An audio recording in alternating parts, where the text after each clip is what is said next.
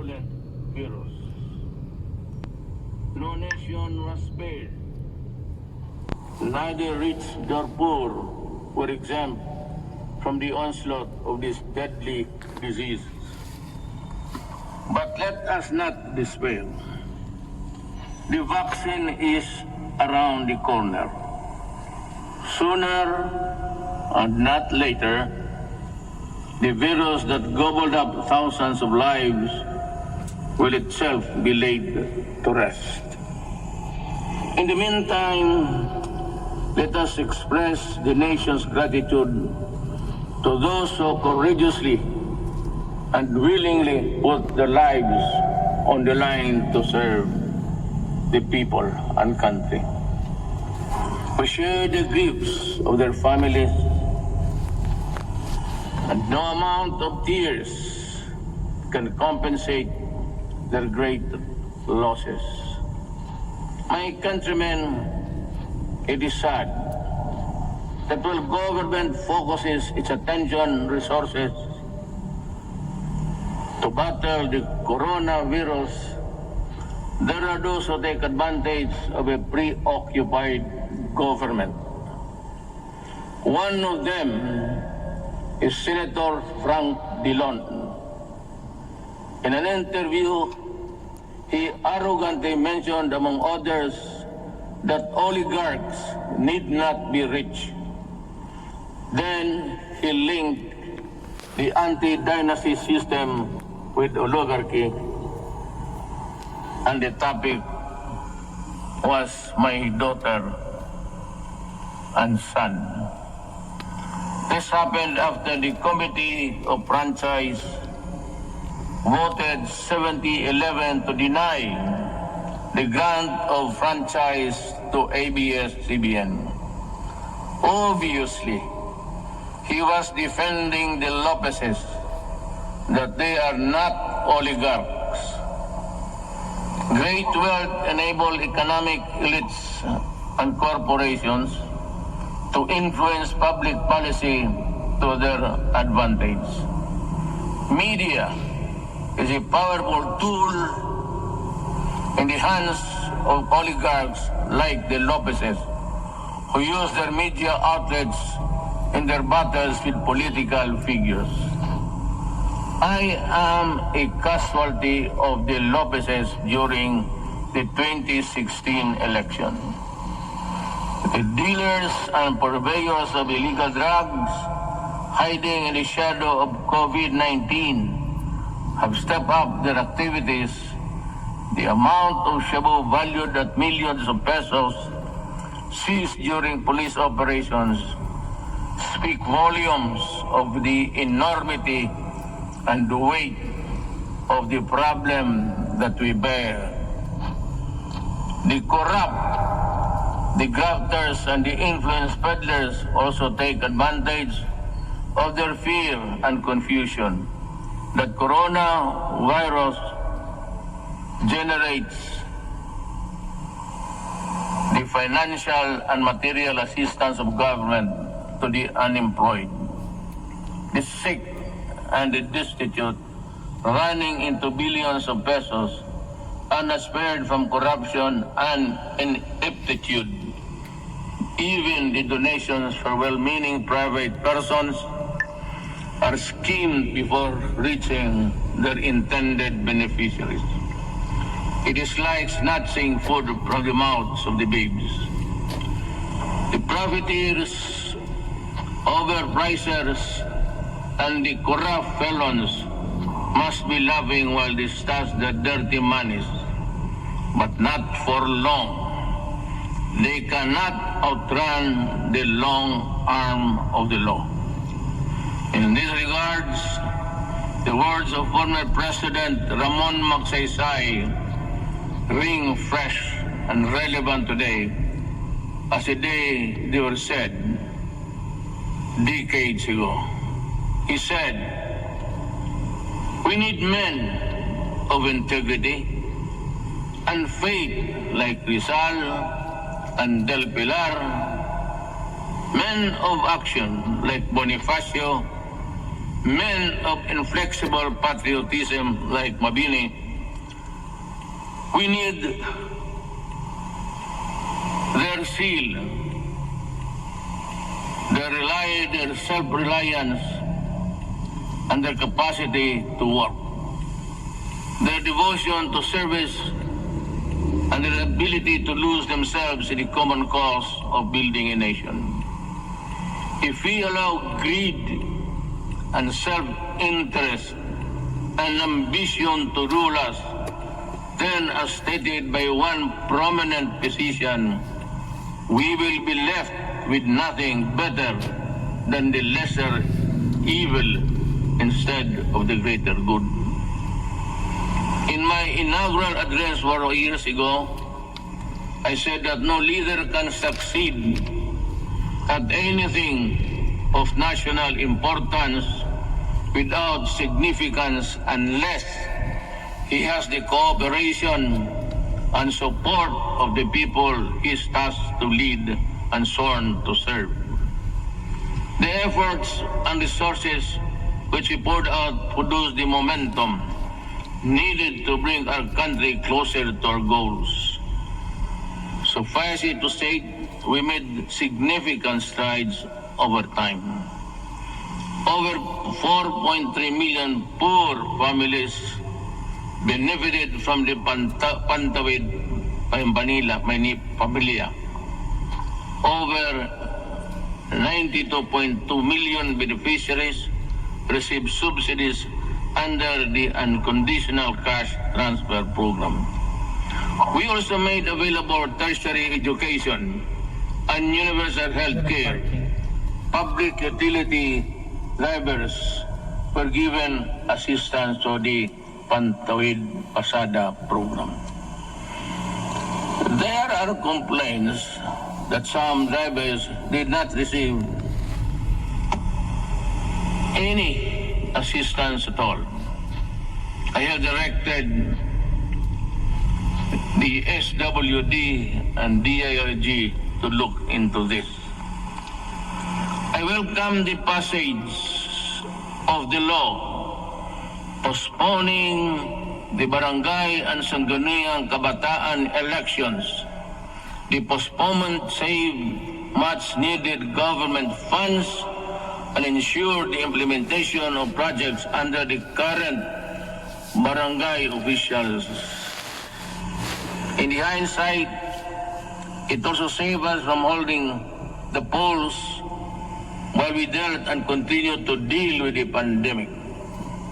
The Malasakit Centers Act has proven to be a great help to our less fortunate citizens needing medical services through one-stop platform in government hospitals. We commend the initiative and work of Senator Bongo in this regard, as well as other significant pieces of legislation as of today. There are 75 Malasakit centers serving Filipinos all over the country. These centers will be of great help in ensuring that our people remain healthy and resilient during these challenging times. The salary and standardization law of 2019 increases the salaries of civilian government workers. I hope that this law will inspire our government workers to perform better and encourage young, brilliant citizens to join public service. I appreciate the law of establishing the National Academy of Sports. We can now give our deserving student athletes the training and the support they need to excel in their chosen field of endeavors. With the commitment of key members of Congress, the Executive Department, the FISGO, or the Philippine Sports Commission, and the Philippine Olympic Committee, we're bound together with our vision to host the 30th Southeast Asian Games. Our athletes prevailed. More than that, we fostered pride, patriotism, genuine sportsmanship, and camaraderie in our South Asian brothers and sisters. Indeed, we won as one. To our business community and the general public, we assure you that the landmark ease of doing business and efficient government service delivery act has been gaining momentum. We are closer to eliminating over-regulation in government services.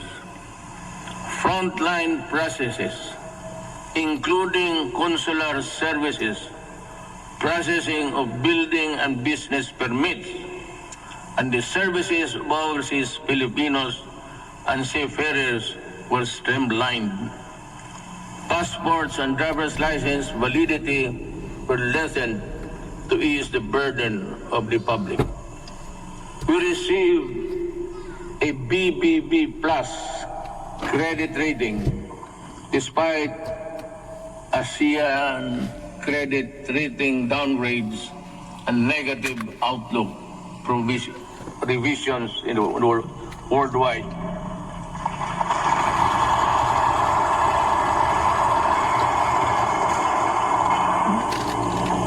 The Japan Credit Rating Agency upgraded us from BBB plus to A minus last month. Meanwhile, Moody's has affirmed and maintained the country's ratings at Baa2 rather.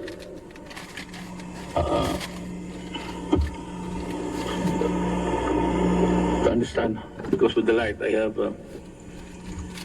mine eyesight is not as good as new. Our fiscal position is strong, our economic fiscal management prudent, and our banking system robust. We are in a better position to weather the crisis caused by COVID-19 global pandemic. We have accomplished significant infrastructure projects under the Build program. I will not dwell lengthily on the nitty-gritty of our infrastructure accomplishments. Now, lest I bore you. Instead, we will release a comprehensive written report of our collective milestones and the details of accomplishments that remind us that perseverance, patience, determination will help us move forward even in the most difficult times. We issued last year the Executive Order number 100, establishing the Diversity and Inclusion Program as national program of the government.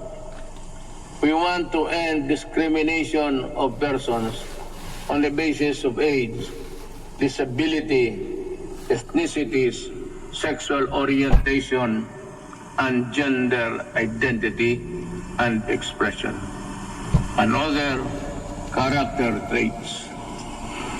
My administration always believed that freedom from illegal drugs, terrorism, corruption, and criminality is itself a human right violation. Part of our efforts to uphold human rights is protection of the rights of children and the right against discrimination. Early last year, I signed Executive Order number 92, creating the National Council Against Child Labor. Government efforts to protect the rights of children will be amplified to prevent, reduce, and eliminate any form of child labor. Our achievements along this line will have been extolled by an overwhelming number of fellow member states in the UN Human Rights Council during its recently held 44th session last June. Rest assured that we will not dodge our obligation to fight for human rights. My countrymen, there are lessons to be learned from the coronavirus pandemic. It jolted us to realize that gains made after spending so much planning, effort, cost, and time could diminish considerably and quickly for reasons beyond one's anticipation. That it is much easier to destroy than build. That in a crisis of national proportion that affects every aspect of human life, government needs to have the support and cooperation of the people if it is to succeed in battling the cause of that crisis. That there are people who ask for compassion but show none themselves. That life, after all, is fickle, like the weather. The gains we achieved for the first 3.5 years were put to a test when the pandemic suddenly struck the global community. While I am aware that the road towards a comfortable life would all be far easy if the pandemic had not occurred. And around the rest of the world, we suffered.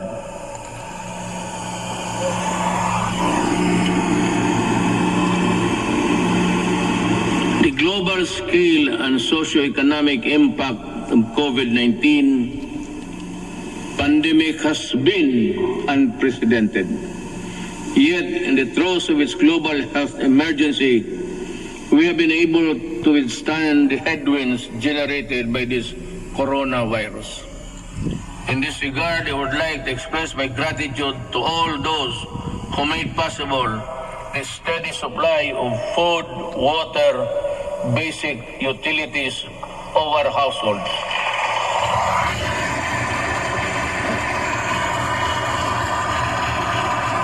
And the provisions of basic social services and financial assistance to our people.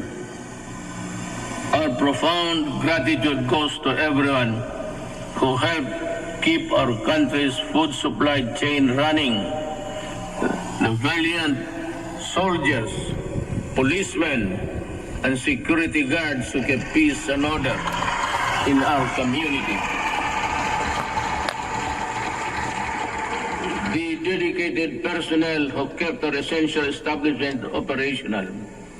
You showed us kindness and selflessness. You gave us strength. You risked your own lives to serve the greater good in keeping the Filipino spirit of bayanihan.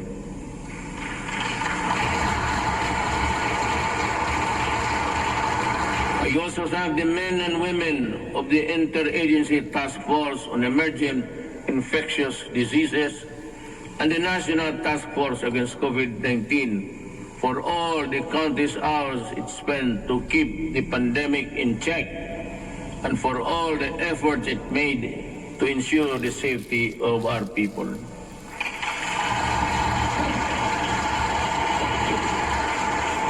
Let me also recognize the efforts of the local government units that step up and initiated their own response measures to contain effects of COVID-19 and its impact to their constituents have been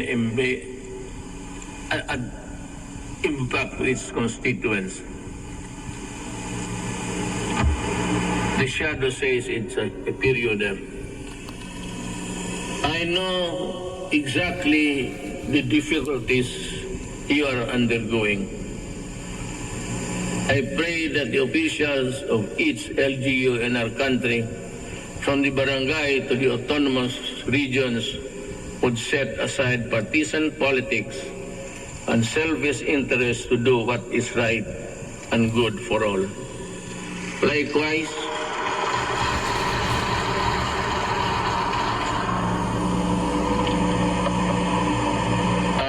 issued Executive Order Number 104, which imposed ceilings on retail prices of at least 133 drugs and medicines, and directed a continuous review of the retail prices of others.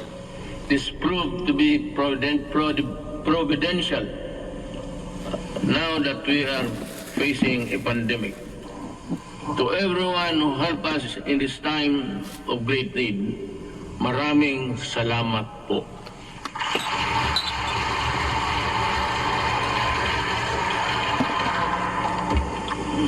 Let me say that the strength of a nation rests in the hands of the people acting as one with government. In the pursuit of common goals and objectives, when the pandemic struck, I decided to prioritize life over other considerations according to experts. The intervention that the government had put in place prevented as much as 1.3 to 3.5 million infections. To me, even if the numbers were much lower, it would still be and would have been worth the sacrifice we made. Buhay muna bago lahat. We initially encountered difficulties ramping up our testing capacity. We now have 93 accredited testing laboratories nationwide, and we are aiming to conduct 1.4 million tests by end of July and ensure a quick turnaround time of 40 to 72 hours. Under the Social Amelioration Program, we allotted 2.5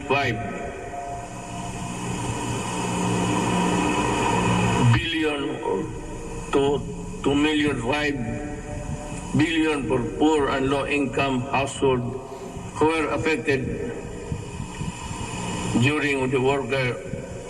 during this pandemic, who thrive on a no work, no pay arrangement. Admittedly, our implementation of the Social Amelioration Program was not perfect, and some opportunists turned crisis into opportunity. We will catch up with you sooner than you think.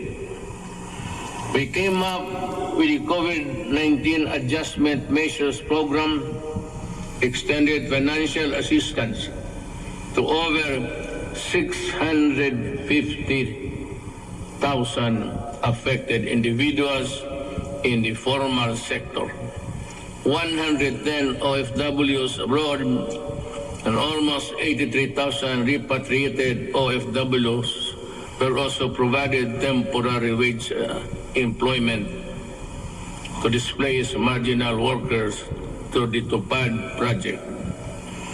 Our indigent senior citizens were also provided with a stipend for the rest of the semester of the year current year. This health emergency stretched government's resources to its limits. In response to the Office of the President, worked closely with Congress for the quick passage of the Bayanihan to Heal as One Act. May I again reiterate my thanks to you, the men and women of Congress, for the effort you invested in passing that law. I hope that we can get some or the same treatment of clarity, purpose, and the fastness to support the passage of the biennial recovery to act as one, which is supplement funds for recovery and response against the impact of COVID-19 pandemic. We must facilitate the country's economic recovery.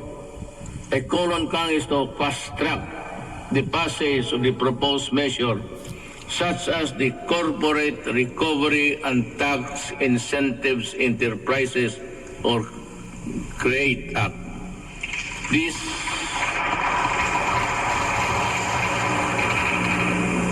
immediately cuts the corporate income levy from the current 30 to 25% and give government flexibility to grant a combination of fiscal and non-fiscal incentives, among others.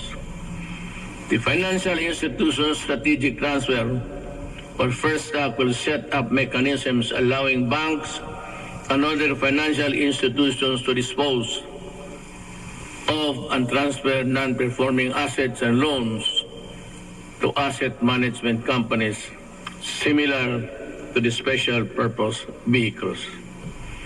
Our economic managers have seen infrastructure investment as an effective tool to help spur high growth, attract investments, create jobs, and achieve financial inclusion for all Filipinos. The DBP has resumed the construction of the North Luzon Expressway Harbor Link, the NLEX-SLEX connector, the Cavite-Laguna Expressway, the Metro Manila Skyway Stage 3, the R1 Bridge Project, the Tarlac-Pangasinan-La Union Expressway Project, and the Subic-Freeport Expressway Project, to name a few. To realize the maximum benefit from the country's investments, the infrastructure projects under the Build program, which are labor and capital intensive, are not mere springboard to the country's swift recovery pandemic. They are economic benefits